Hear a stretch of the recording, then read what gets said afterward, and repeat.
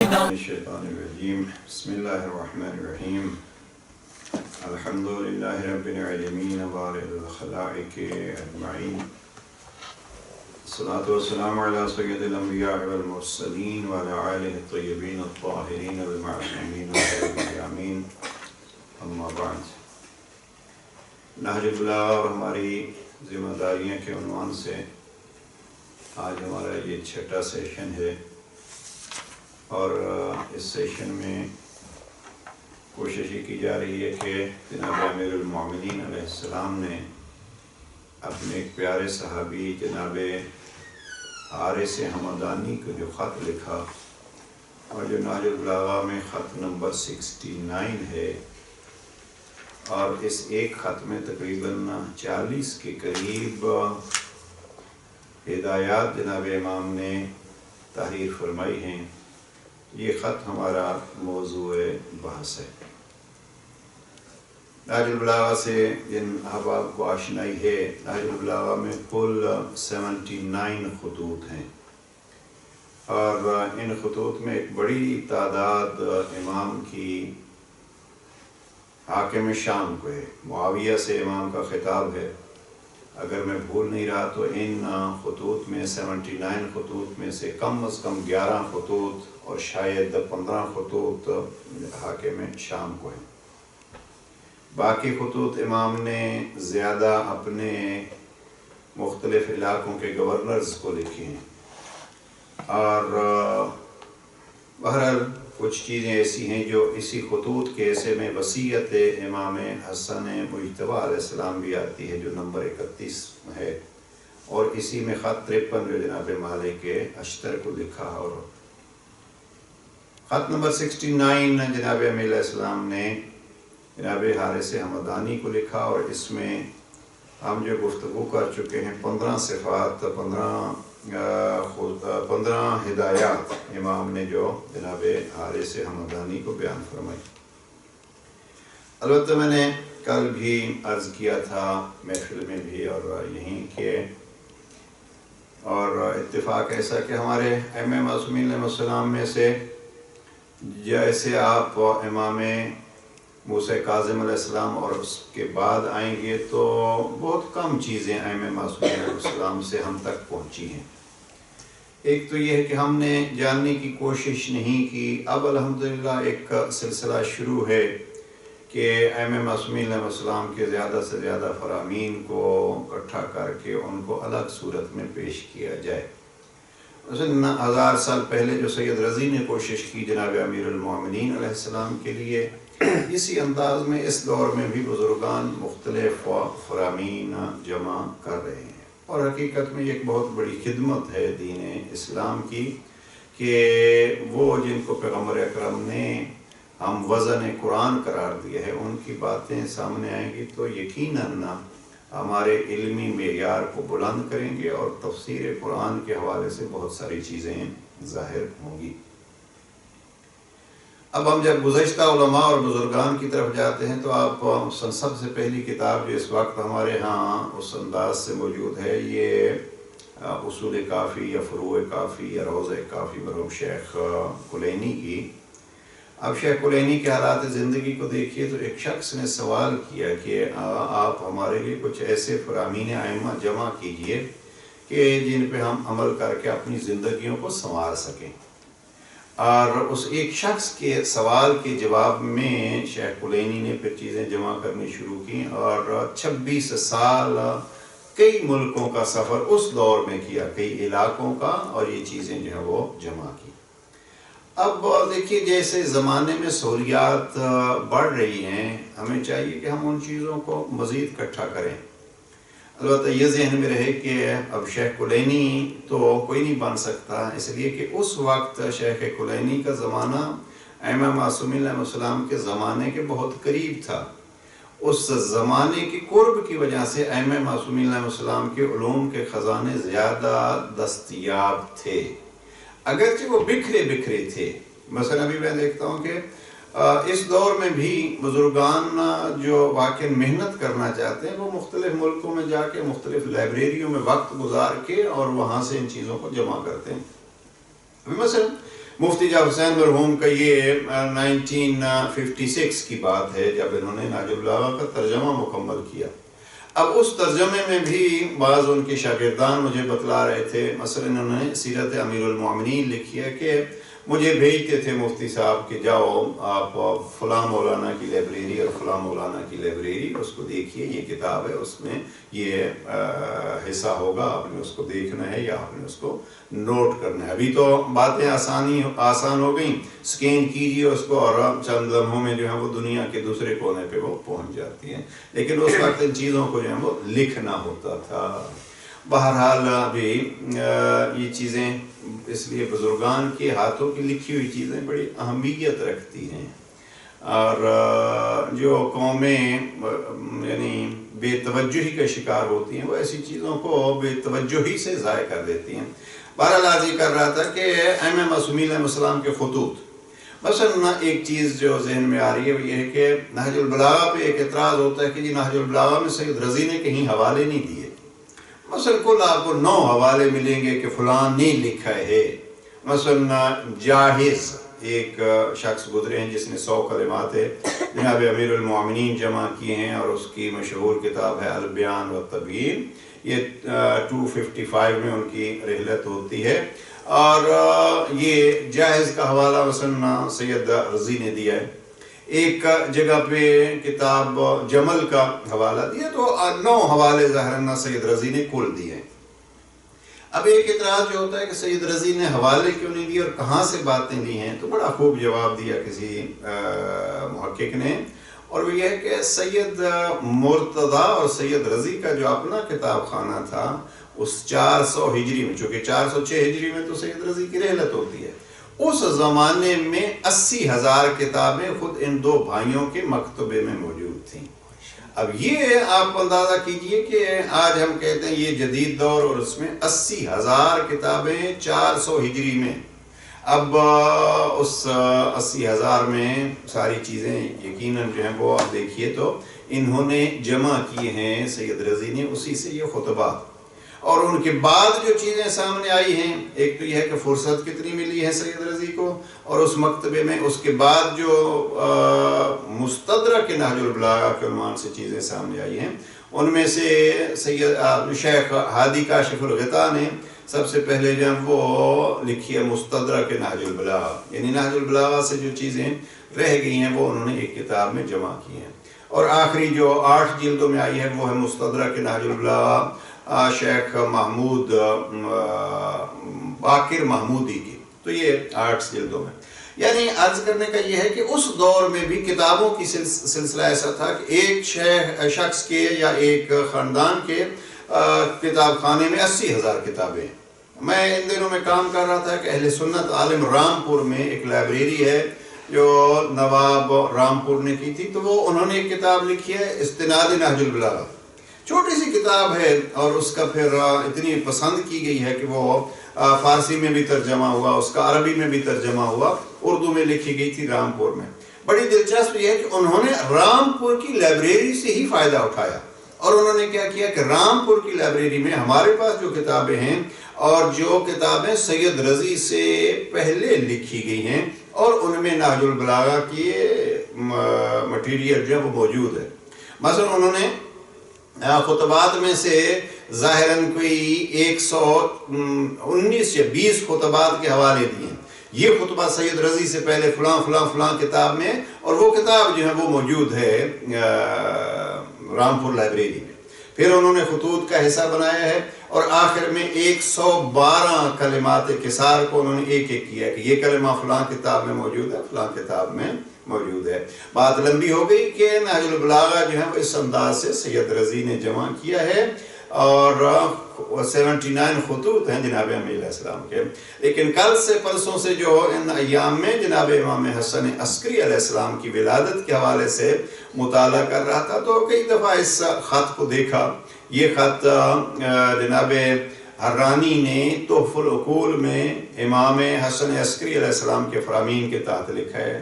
اب میں یہ دیکھ رہا تھا کہ یہ خطوط یعنی ائمہ معصومین علیہ السلام کا اپنا ایک سلسلہ رہا کہ وہ اپنے پیاروں کو خطوط کے ذریعے سے ہدایات بھی کرتے تھے اور یاد بھی فرماتے تھے، اور خطوط ہی کے ذریعے سے ان کو جوابات بھی دیتے تھے۔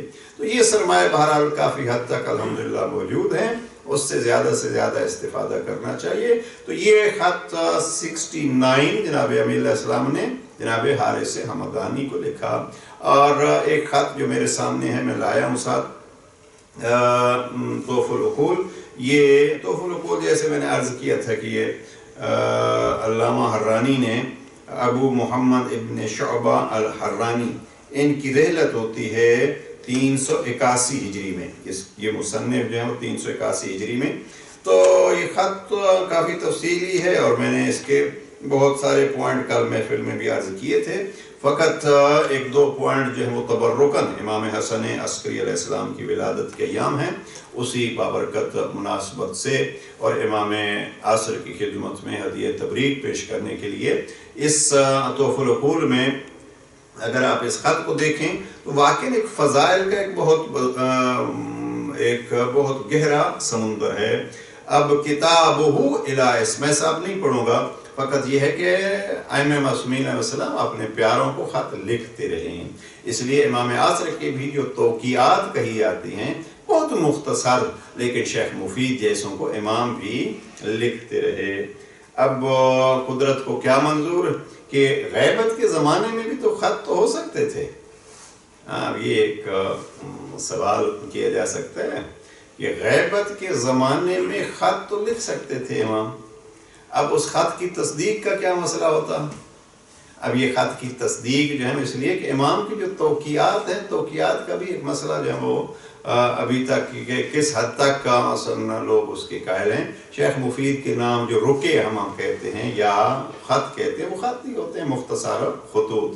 تو بہرحال یہ اللہ کی ذات بہتر جانتی ہے کہ اپنے اس نمائندے کو کبھی 5 سال کی عمر تک ظاہر رکھا اور باپ چھپاتے رہے، کبھی جو ہے وہ غیبت صغریٰ رہی، اور اب ایک غیبت کبریٰ کا طولانی زمانہ۔ بہرحال اگر ہم امام زمانہ سے یہ سمجھتے ہیں کہ امام زمانہ کاش ہمیں خط لکھتے، انسان جو ہے وہ جن سے پیار ہوتا ہے ان کی یہ ایک انتظار ہوتا ہے، اور اب تو خیر اب بھی پہلے خطوں کا انتظار ہوتا تھا، اب میسیج اور ٹیلی فون کا انتظار ہوتا ہے، تو خط کا انتظار ہوتا تھا اور ہوتا ہے۔ تو اگر امام زمانہ سے کسی کو پیار ہے تو اس کو بھی خط کا ضرور انتظار ہے، لیکن میں یہ کہتا ہوں کہ آئیے ہم کیوں نہ ایک خط ابھی میرے سامنے جو ہے خط 69 نہج البلاغہ کا کھلا ہے، ہم اس کو سامنے رکھیں، تصور میں یہی ہو کہ وقت کا امام گویا وقت کے اپنے چاہنے والے کو خط لکھ رہا ہے۔ البتہ چاہنے والے کی بات آئے گی تو دیکھنا پڑے گا کہ ہم اس چاہنے والوں میں آتے ہیں کہ ہمیں بھی امام خط لکھیں یا نہیں آتے۔ دوسرا خط جو ہے وہ یہ جناب امام حسن عسکری علیہ السلام، جناب امیر علیہ السلام نے حارث حمدانی کو لکھا، جناب امام حسن عسکری علیہ السلام نے کتابہ الی اسحاق ابن اسماعیل النیساپوری، اسحاق نیساپوری کو جو ہے وہ جناب امام نے خط لکھا کہ یہاں جناب حارث جناب اسحاق ابن اسماعیل کے حالات میں لکھتے ہیں کہ جناب اسحاق کا جناب امام 12 کے نواب اربع کے ساتھ بھی خط و کتابت رہی ہے، اور یہ ان کے ساتھ بھی تعلق میں رہے، یعنی نواب اربع کے زمانے میں بھی یہ موجود تھے اور زندہ تھے۔ تو بہرحال ان کا خط جو ہے وہ کتاب الی اسحاق ابن اسماعیل النیساپوری، سطرنا اللہ وإیاک بسترہ، خدا ہمیں اور تمہیں اپنی رحمت کے پردوں میں رکھے، وَتَوَلَّاكَ فِي جَمِيعِ أُمُورِكَ بِصُنْعِهِ، اور ہمیں ہر حال میں اپنی سرپرستی میں رکھے۔ یہاں امام فرماتے ہیں فَهِمْتُ كِتَابَكَ يَرْحَمُكَ اللَّهُ، اللہ تجھ پر رحمت کرے، ہمیں آپ کی کتاب، آپ کی تحریر، آپ کا خط سمجھ آ گیا۔ یعنی اس جملے سے یہ محسوس ہوتا ہے کہ انہوں نے کوئی خط لکھا اور جناب امام اس کا جواب دے رہے ہیں۔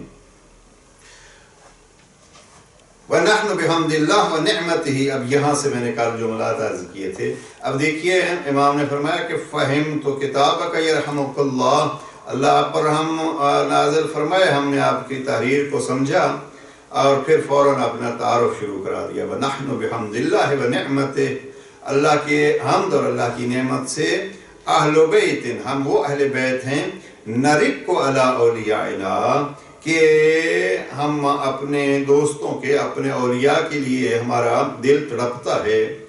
وَنَسُرُّ، میں نے یہ جملے خصوصیت کے ساتھ عرض کیا اور دہرا رہا ہوں، وَنَسُرُّ بِتَتَابُعِ إِحْسَانِ اللَّهِ إِلَيْهِمْ، اور ہمارے جو اولیاء ہوتے ہیں، ہمارے جو چاہنے والے ہوتے ہیں، اگر اللہ کے احسانات ان پر ہوتے ہیں تو یہ اللہ کے ان پر احسانات ہمیں خوش کرتے ہیں۔ وَفَضْلِهِ لَدَيْهِمْ، اور اللہ کا فضل جو ان کے پاس ہوتا ہے وہ ہمیں خوش کرتا ہے۔ وَنَعْتَضُّ بِكُلِّ نِعْمَةٍ يُنْعِمُهَا اللَّهُ تَبَارَكَ وَتَعَالَى عَلَيْهِمْ، اور جو نعمات اللہ ان پر نازل کرتا ہے ہم یہ سمجھتے ہیں کہ وہ ہمارے حساب میں ہے۔ نَعْتَضُّ بِكُلِّ نِعْمَةٍ، ہم حساب کرتے ہیں، گنتے ہیں، شمار کرتے ہیں ہر وہ نعمت، نعمتُ اللہ تبارک و تعالی علیہم، کہ وہ نعمت جو ہمارے شیعوں کو، ہمارے چاہنے والوں کو ملی ہے، وہ ہمارے لیے نعمت ہے۔ یعنی ملی تو ظاہر ان کو ہے، لیکن گویا یہ ان کو نہیں ملی، ہمیں ملی ہے۔ پھر یہاں امام دعائیہ جملہ فرماتے ہیں، لکھتے ہیں فَأَطَمَّ اللَّهُ عَلَيْكَ، اے اسحاق، اللہ تمہارے اوپر بھی وہ نعمات کامل کرے۔ اب یہاں پھر یا اسحاق وَعَلَىٰ مَنْ كَانَ مِثْلُكَ ممن قد رحمہ اللہ وبصرہ بصیرتک نعمتہ قدر تمام نعمتہ دخول الجنہ۔ اب یہاں امام نے تفصیلی خط جو ہے وہ شروع کیا، ہم اس طرف نہیں جانا چاہتے۔ جناب اسحاق کو یہاں فضائل بتلائے امام نے، اور ایک جملہ اور پھر آتے ہیں خط 69 کی طرف۔ امام فرماتے ہیں لولا محمد صلی اللہ علیہ وآلہ وسلم والاوصیاء من ولدہ، اے اسحاق ابن اسماعیل، اگر پیغمبر اکرم اور ان کے اولاد میں سے ان کے وصی نہ ہوتے۔ اب یہاں خود آل محمد کے معصوم ائمہ کی طرف چند دفعہ امام نے اس ایک خط میں اشارہ فرمایا، تو کیا ہوتا؟ امام فرماتے ہیں لَكُنْتُمْ حُيَارَا كَالْبَهَائِمِ، اگر آپ میں اللہ محمد مصطفیٰ اور ان کے بیٹوں میں سے ان کے اوصیاء کو نہ بھیجتا تو آپ حیوانوں کی طرح حیران و پریشان ہوتے۔ بڑا سخت جملہ ہے، لَكُنْتُمْ حُيَارَا كَالْبَهَائِمِ، تو آپ حیران ہوتے، آپ بغیر کسی مقصد کے ہوتے حیوانوں کی طرح۔ لا تعرفون فرضا من الفرائض، کسی فرض کو بھی آپ نہ جانتے۔ اور فضائل کا ایک خوبصورت جملہ وَهَلْ تُدْخَلُ مَدِينَةٌ إِلَّا مِنْ بَابِهَا، کیا کوئی شخص جو ہے وہ کسی شہر میں دروازے سے ہٹ کے داخل ہوتا ہے؟ فَلَمَّا، اب یہاں یہ علماء نے اس میں اشارہ لکھی ہے کہ فرائض کو، اسی پہ ختم کرتے ہیں اس خط کو، فرائض کو اگر پہچاننا ہے تو امام فرماتے ہیں کہ فرائض کی پہچان کے لیے آپ کو دروازے پہ آنا ہوگا۔ کیا ہمارے لیے فرض ہے، کیا ہمارے لیے حرام ہے، کیا ہمارے لیے حلال ہے، اس کو پہچاننے کے لیے امام فرماتے ہیں یہ دروازے کے ذریعے سے ہی ہوگا۔ اور دروازہ کیا ہے؟ وہ محمد والے محمد کی ذات ہے۔ فَلَمَّا مَنَّ عَلَيْكُمْ بِإِقَامَةِ الْأَوْلِيَاءِ بَعْدَ نَبِيِّكُمْ، اللہ سبحانہ وتعالیٰ نے جب نبی کے بعد آپ پر احسان کیا اور اپنے اولیاء کو منتخب کیا، قال اللہ فی کتابہ، تو اولیاء کو منتخب کر کے اپنی کتاب میں فرمایا ہے اليوم اکملت لکم دینکم واتممت علیکم نعمتی وَرَضِيتُ لَكُمُ الْإِسْلَامَ دِينًا۔ تو اللہ نے پھر اعلان کیا ہے اپنے اولیاء کے انتخاب کے بعد اس آیت کا ارشاد۔ اب اگر ہم اسی آیت کو سامنے رکھیں اور اس خط کو سامنے رکھیں تو اس ہمیں آیے غدیر کی تفسیر بھی معلوم ہو جاتی ہے۔ یعنی ہم اس نگاہ سے تو دیکھتے ہیں کہ امام عظمت اہل بیت بیان کر رہے ہیں، لیکن اگر ہم قرآنی آیات کے اعتبار سے دیکھیں تو امام نے یہاں گویا آئے اتمام کی الیوم اکملت لکم کی تفسیر بھی بیان کر دی ہے۔ اب اگر کوئی کہے کہ جناب یہ تو اس کا معنی یہ ہے اور اس کا معنی وہ ہے، امام نے واضح فرمایا کہ جب اولاد مصطفیٰ سے نام لیا امام نے کہ جب اللہ نے محمد صلی اللہ علیہ وآلہ وسلم کی اولاد میں سے اولیاء کو منتخب کیا ہے اور یہ احسان کیا ہے آپ پر، جناب اسحاق ظاہر یعنی مخلوق خدا پر، تو اس احسان کے بعد یہ آیت نازل ہوئی۔ یعنی معلوم یہ ہوا کہ اس آیت میں اگر کوئی کہے کہ یہ کب نازل ہوئی ہے، کس مقصد کے لیے نازل ہوئی ہے، تو امام حسن عسکری علیہ السلام واضح فرماتے ہیں کہ بعد از محمد جب اولیاء خدا کا انتخاب خدا نے فرمایا، مصطفیٰ کی جگہ پہ ان کو رکھا، تو اللہ نے یہ آیت نازل فرمائی، الیوم اکملت لکم دینکم۔ اب یہ اس کو ہم کہتے ہیں۔ آگے پھر امام نے آئے مودت کو پیش کیا اور 3 آیتیں اور پیش کی ہیں جن میں سے کچھ ہم عرض کر چکے ہیں اور اس میں ہم تفصیل میں نہیں جاتے۔ اسی کتاب میں یہاں جب خط کا اختتام ہوتا ہے تو اس کے بعد جناب امام علیہ السلام کے کلمات کثار میں سے جناب حرانی نے جو کلمات نقل کیے ہیں وہ تقریباً یہاں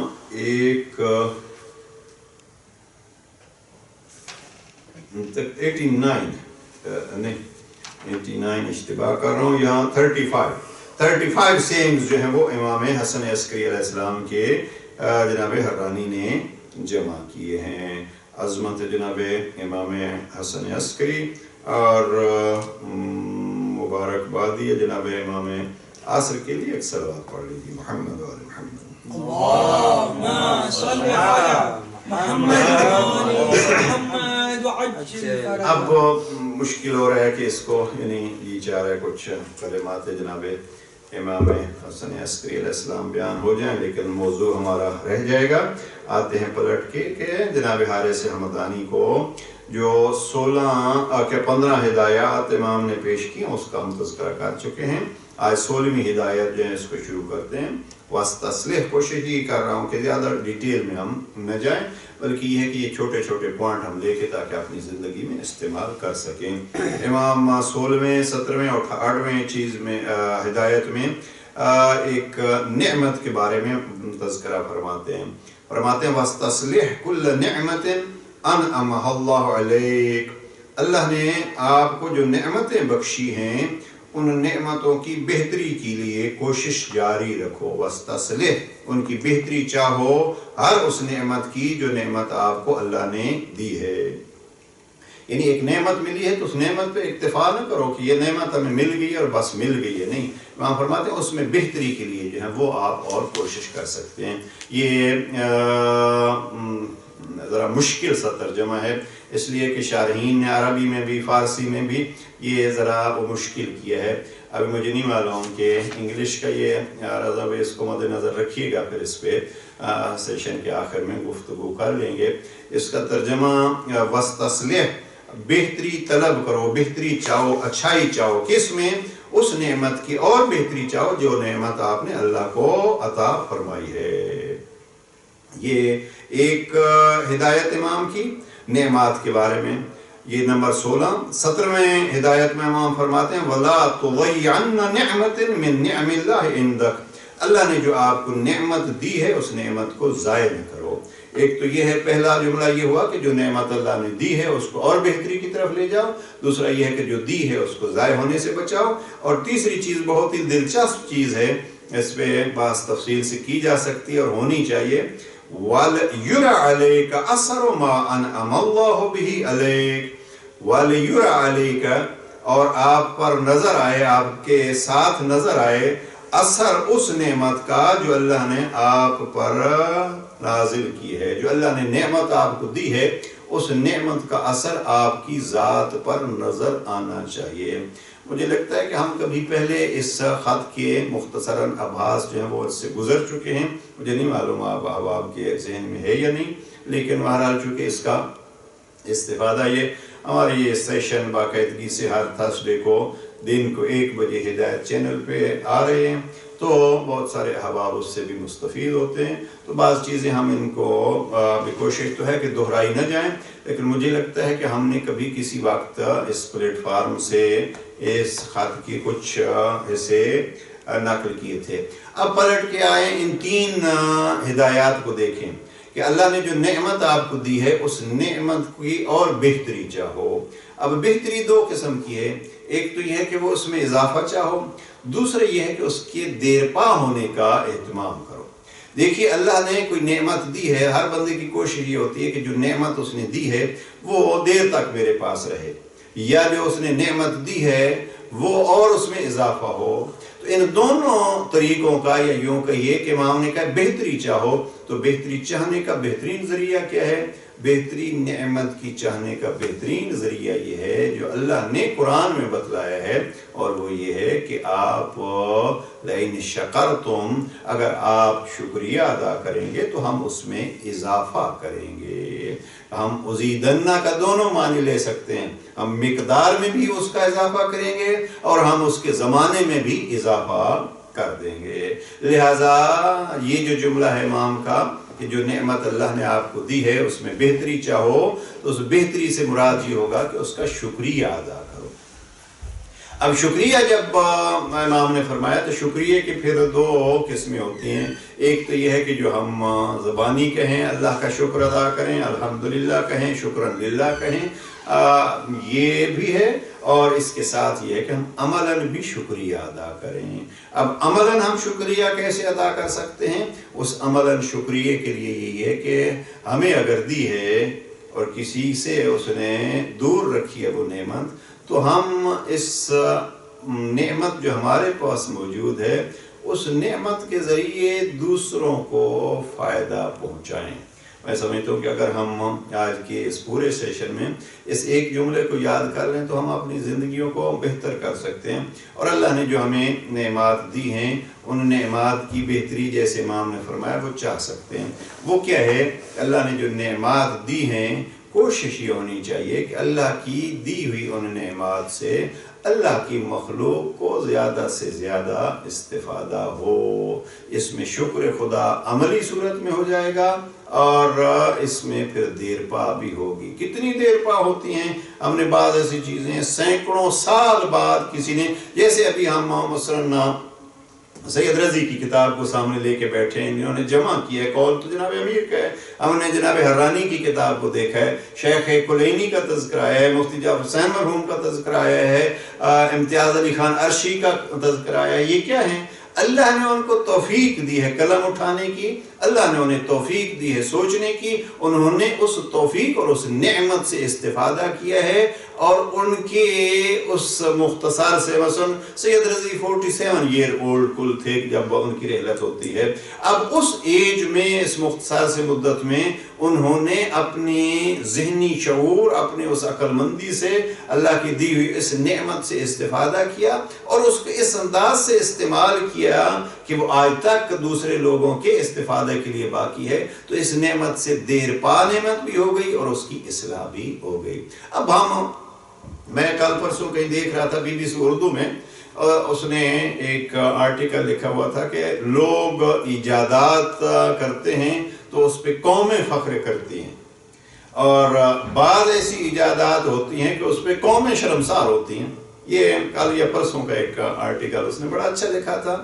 اس نے 3 چیزیں لکھی، مثلا اس نے پہلے لکھا وہ تفصیل لکھی جس شخص نے ایٹم بم بنایا، اور ایٹم بم بنایا، اور پھر جب ایٹم بم اس کی زندگی میں ہی جاپان میں استعمال ہوا تو اس کو کیسے شرمساری ہوئی، اور اپنی ایجاد پہ اس کو آخری عمر میں افسوس ہوا۔ پھر اس نے اس کا کلاشنکوف کا، وہ کلاشنکوف کا جو بانی تھا اس کا لکھا ہے، اور اس کا فوٹو وغیرہ اور ساری اس کی تاریخ۔ اس کلاشنکوف کو اس نے ایک ایسی ایجاد اور ایک ایسا طریقہ بنایا، لیکن یہی اس کی ایجاد اس کی آخری عمر میں اس کی شرمساری، شرمندگی اور ذہنی کوفت کا سبب بنی۔ لہذا اللہ جو دیتا ہے، اس لیے کسی نے بڑا خوب کہا کہ علم وہ نہیں ہوتا کہ آپ ایک نئی چیز ایجاد کر لیں، علم وہ ہوتا ہے کہ دینے والے کی یاد کے ساتھ دوسرے اللہ کی مخلوق کو بھی فائدہ ہو۔ اب انہوں نے بزرگوں نے یہ خوب کہا کہ لوہا جو ہے وہ لوہے کو اللہ سبحانہ و تعالیٰ نے جناب داؤد کے لیے نرم کیا۔ جناب داؤد کے لیے نرم کرنے کا طریقہ یہ تھا کہ وہ ان کو آگ کی احتیاج نہیں ہوتی تھی، وہ ایسے بغیر آگ کے لوہے کو موڑتے تھے تو موڑ جاتا تھا جیسے۔ لیکن اللہ سبحانہ و تعالیٰ نے اپنی مخلوق میں سے ذہن دیا ان کو، اور ان کو کہا میں آپ کو ایک اور طریقہ بھی ساتھ بتلاتا ہوں، تھوڑی زحمت کرنی پڑے گی۔ اسی لوہے کو آپ اگر آگ میں گرم کر لیں گے، آگ میں گرم کر کے آپ اپنی مرضی کے حساب سے اس کو موڑیں گے، لیکن خیال کرنا اب جب آگ میں وہ مڑتا ہے تو اب بنانا کیا ہے آپ کو؟ اب یہ اللہ نے ایک شعور دیا انسان کو، لیکن اسی سے بعض بزرگان نے بہت خوب کہا کہ بعض لوگوں نے جو ہے وہ اس سے لوگوں کے قتل کے اسباب بنائے ہیں، اور بعض نے لوگوں کی حفاظت کے اسباب بنائے ہیں۔ اب یہ شعور جو اس نے دیا ہے یہ ایک نعمت ہے، لیکن اس نعمت کا شکر کیسے ادا کرنا ہے؟ کوئی ایسی چیز بنا لی جائے جس چیز کے ذریعے سے انسانیت کی خدمت ہوتی رہے۔ ایک صلوات پڑھ لیجیے محمد وعلی محمد۔ اللہم صلی علی محمد وعلی محمد۔ تو یہ پہلی چیز ہو گئی کہ وَاسْتَصْلِحْ كُلَّ نِعْمَةٍ أَنْعَمَهَا اللَّهُ عَلَيْكَ، جو اللہ نے نعمتیں آپ کو دی ہیں کوشش کریں کہ ان نعمتوں کی بہتری ہو۔ بہتری کا ذریعہ کیا ہوا؟ شکر ہوا۔ دوسرا فرمان امام نے، اور یہاں ہدایت نمبر 17 ہوگی، وَلَا تُضِيعَنَّ نِعْمَةٍ مِّن نِعْمِ اللَّهِ عِنْدَكَ، اللہ نے جو آپ کو نعمتیں دی ہیں، اللہ کی دی ہوئی نعمتوں کو ضائع مت کرو۔ اب یہاں ضائع کیسے ہوتی ہیں اللہ کی نعمتیں؟ ذرا سوچئے کہ اللہ نے ہمیں ایک نعمت دی ہے، ہم اس کو ضائع کیسے کرتے ہیں؟ ضیاء کے بھی دو طریقے ہیں، ضائع کرنے کی دو وجوہ ہوتی ہیں۔ ایک تو یہ ہے کہ جس مقصد کے لیے اس نے دی تھی اس مقصد کو ہم نے بھلا دیا ہے، اس کے استعمال کرنے کے بجائے جو ہم نے کسی اور میں استعمال کیا ہے، اور یہی ہوگا کہ اس نے جو دی تھی ہم نے اس کو بھلا دیا ہے، یا تو مقصد کو بھلا دیا ہے یا اس خالق کو اور اس دینے والے کو بھلا دیا ہے۔ اب نعمت اللہ دیتا ہے تو اس نعمت کو ایسے جیسے عرض کر چکا ہوں کہ استعمال کرتے ہیں، اس خالق کو بھولانا نہیں چاہیے۔ بہرحال نعمت جو ہے وہ اگر جیسے ہم پہلے حصے میں عرض کر چکے ہیں، اگر انسان اپنے ذاتی مفاد کے لیے بھی استعمال کرتا رہے تو یہ بھی نعمت دیر پا نہیں ہوگی۔ اب بعض لوگ جو ہیں وہ اسراف کی وجہ سے ضائع کر دیتے ہیں، یعنی اتنا اس کو خرچ کیا، اتنا بےہودہ طور پہ اس کو خرچ کیا کہ وہ فضول خرچی میں آ گئی، یہ بھی ضائع ہو گئی۔ بعض نے اتنا بخل کیا کہ اس میں دوسروں کو گویا ہم کیا کہتے ہیں چکھانے کی بھی ہمت نہیں ہوتی کہ کوئی اس سے استفادہ کرے۔ میں اس کو عموماً یہ کہا کرتا ہوں کہ اگر آنکھوں والے کو اللہ نے آنکھ دی ہے تو کم از کم اس کو تو تلاش کرنی چاہیے اس آنکھوں سے کہ اس نے کچھ ایسے بھی بنائے ہیں جن کو نہیں دی آنکھیں۔ اب وہ خوش قسمت ہوتے ہیں جن کو دی ہیں، وہ ذریعہ بن جاتے ہیں ان کو راہ دکھانے کا، راہ پہ لے جانے کا جن کو آنکھیں نہیں دیں۔ اسی لیے ہم کہتے ہیں کہ ہم آل محمد کے غلام، اور یہ ہمارے لیے ایک بہت بڑا فخر ہے۔ کل کچھ عرض کر چکا ہوں اسی خط امام حسن عسکری علیہ السلام سے، ہمیں اس پہ فخر کرنا چاہیے۔ اور جیسے امام نے لفظ منّا، امام نے لفظ استعمال کیا، قرآن مجید نے لفظ استعمال کیا، وَلَقَدْ مَنَّ اللَّهُ عَلَى الْمُؤْمِنِينَ، اللہ نے مومنین پہ احسان کیا ہے کہ ان میں جناب پیغمبر اکرم جیسا نبی بھیجا ہے۔ یہاں امام نے لفظ منّا ہی استعمال کر کے، وہی قرآنی لفظ استعمال کر کے امام نے یہ فرمایا ہے کہ مومنین پہ اللہ نے احسان کیا ہے کہ بعد از مصطفیٰ ان کی اولاد سے اولیاء بھیجے ہیں ان کے لیے۔ اب یہ اگر ہم اس من اور اس احسان کو سامنے رکھیں، نعمات میں سے سر فہرست نعمت اگر ہم شمار کریں تو وہی ہے کہ مصطفیٰ جیسا نبی اللہ نے ہمیں عطا فرمایا ہے، اور پھر بعد از مصطفیٰ ان کی اولاد بطور امام ہمیں عطا ہوئی ہے۔ اب یہ ایک نعمت ہے، یہ نہیں۔ اگر ہم اس کو نعمت مانیں جس کو قرآن احسان کر رہا ہے لَقَدْ مَنَّ اللَّهُ، تو یہ اللہ کے ہادیوں کی پہچان۔ ورنہ آپ دیکھیے ہم کہیں گے کہ جی آپ اس کو بہت اہمیت دے رہے ہیں ائمہ کے حوالے سے، میں اس بات میں ابھی نہیں جانا چاہتا، لیکن کم از کم ہم نبوت کو ہی دیکھ لیں کہ نبی اکرم صلی اللہ علیہ وآلہ وسلم کو بھیج کے اللہ نے ہمارے اوپر کتنا احسان کیا ہے۔ اب اگر وہ احسان ہے تو اس احسان کے بدلے میں، اس نعمت کے بدلے میں ہمارا کیا فریضہ ہے؟ دو چیزیں ہوں گی، ایک تو یہ ہے کہ ہم اپنی زندگیوں میں اس پیغمبر اکرم کی پہچان کے بعد اس کے فرمان پر عمل کریں، اور دوسرا یہ ہے کہ دوسروں کو پہچانوائیں کہ ہمارا رسول کون ہے۔ تو یہ حقیقت میں اس نعمت کو ضیاع سے بچانے اور اس نعمت کی اصلاح کرنے کی بات ہوگی کہ کریم اللہ تو نے ہمیں آنکھیں دی ہیں تو ہم دوسروں کو راہ پہ چلا رہے ہیں، کریم اللہ تو نے ہمیں توفیق دی ہے کہ ہم نے جناب پیغمبر اکرم و ائمہ ہدیٰ کو پہچانا ہے تو ہم دوسروں کو پہچانوا رہے ہیں۔ البتہ پہچانوانے کے لیے بہترین ذریعہ کیا ہے؟